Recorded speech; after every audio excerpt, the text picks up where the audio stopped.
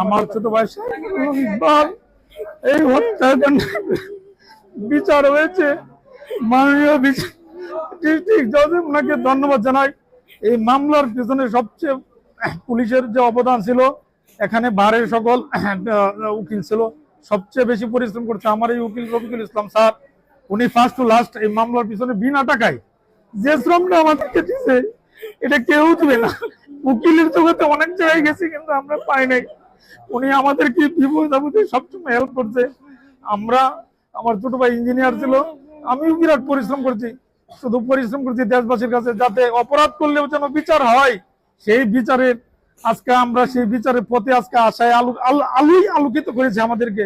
আমরা দোয়া করি এই রায়টার জন্য, যাদেরকে মাননীয় জজ ফাঁসি দিয়েছে তাদের জন্য অতি দ্রুত কার্যকর করে, এবং বাকি দুইজনের ব্যাপারে আমি উচ্চ আদালতে আপিল করার জন্য চেষ্টা করব যাতে আমি ন্যায় বিচার পাই।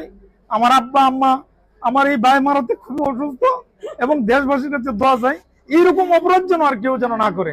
সবাই সাংবাদিক ভাইরা ফার্স্ট টু লাস্ট, বিশেষ করে আপনার যমুনা টিভি, আপনার হলো সময় টিভি, ওনারা খুব পরিশ্রম করছিল ওই মামলা উদ্ঘাটন করার সময়। ওনারা দিন রাত আমাদের এলাকা ছিল। সাংবাদিকদের প্রচেষ্টায় ওই সেফটি ট্যাঙ্ক থেকে আমার ছোট ভাইকে উদ্ধার করা পুলিশ প্লাস সিআইডি ডিবির জন্য সবচেয়ে সহজ হয়েছে। আর নাহলে উদ্ঘাটন করা আমাদের পক্ষে সম্ভব ছিল না।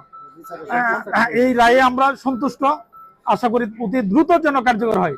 এবং এই মামলায় সাংবাদিক লিটন ভাই অনেক পরিশ্রম করছে, ওখানে গেছে। আমার নাম, আমি মামলার বাদী, আমি এই মামলার বাদী। আমি শাহিনুল আলম ইকবালের বড় ভাই, আমি ইঞ্জিনিয়ার মোহাম্মদ সেলিম মিয়া, আমি এই মামলার বাদী।